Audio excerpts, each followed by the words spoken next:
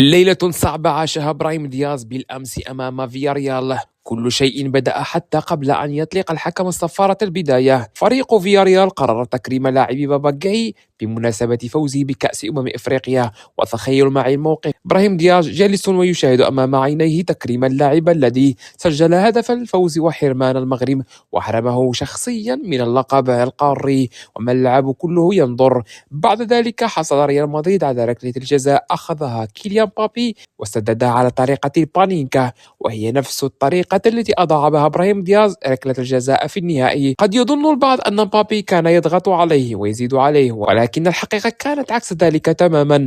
مبابي لم يسجل تلك البانينكا ليزيد الطين بلة، بل كسر تلك العقدة عند إبراهيم.